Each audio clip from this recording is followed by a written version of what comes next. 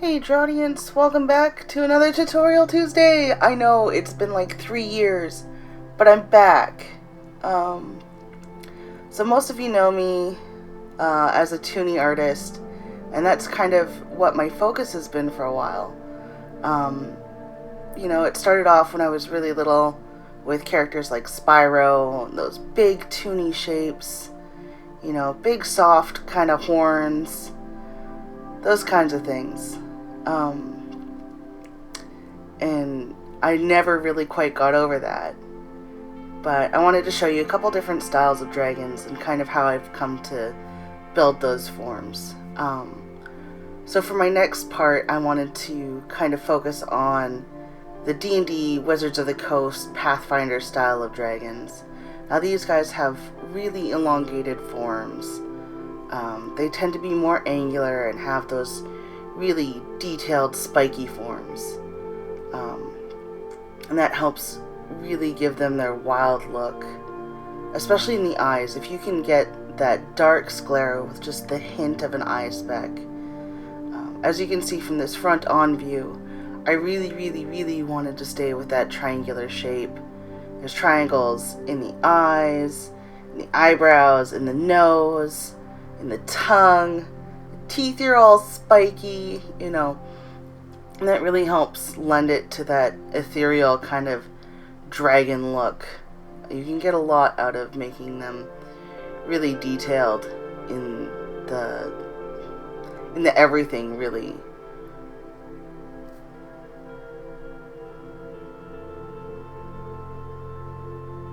Metal AF. Here I wanted to try and combine the two of them. I gave this guy a little bit softer shapes, and you can really see the difference that it makes, adding in those soft lines and not making everything as sharp or detailed. It really gives a softer look while keeping that Wizards of the Coast style that we all love. Next up, I wanted to focus on the Quadra Pet Dragon.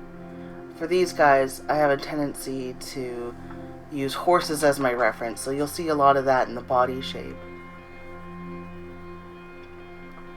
You can really use horses for a lot of things, especially with dragons, with jumping and all the kind of acrobatics they do. For the feet, I referenced big cat claws, because we all love those toes that can grab and manipulate things. Go on and on.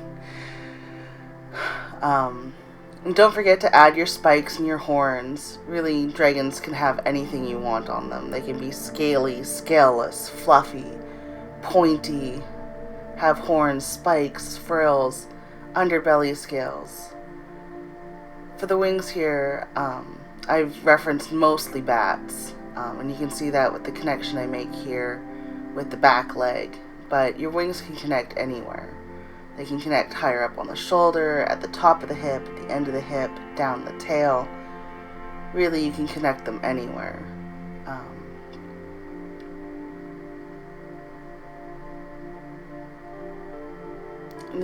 One of the important things you have to remember is that your details will follow your dragon throughout. For example, here I have the tummy scales going down all along the tail, and then I add in some spikes, and the spikes have to follow the curve of the spine rather than just the curve of the tail. Oh, on to our fluffy dragons. So here you can see I'm back to my old toonie self, using that toonie style. A lot more rounded shapes, and here I've given this guy, his name's Ohio, his big fluffy mane and ear tufts, his horns. They're a little bit harder to see with all that fur, but they're still there. He's still a dragon.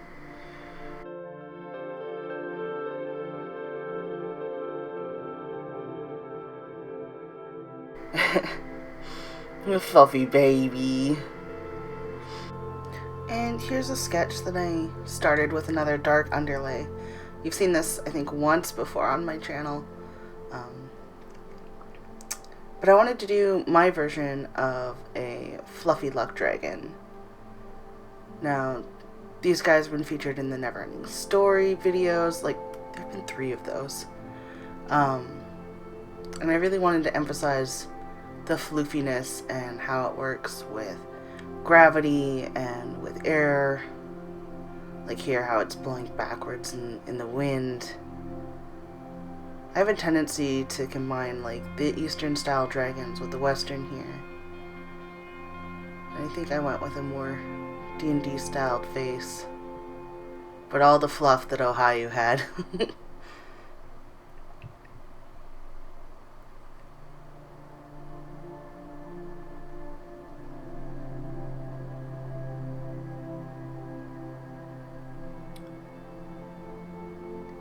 And then next is tails. So I really wanted to emphasize different types of tails and how spikes work on tails, because I feel like that's an important part that a lot of people overlook. When you have spines, spikes, spades, or scales following your tail, they all need to kind of go in the same direction and follow that curve of the tail. And you can do literally anything with the end of your tails. Here I did a spade, some Ankylosaurus spikes, or no, Stegosaurus spikes, and then a mermaid type fin. And I went really gnarly and did like a tree trunk tail. I have no idea, but I want to see the dragon that tail's attached to.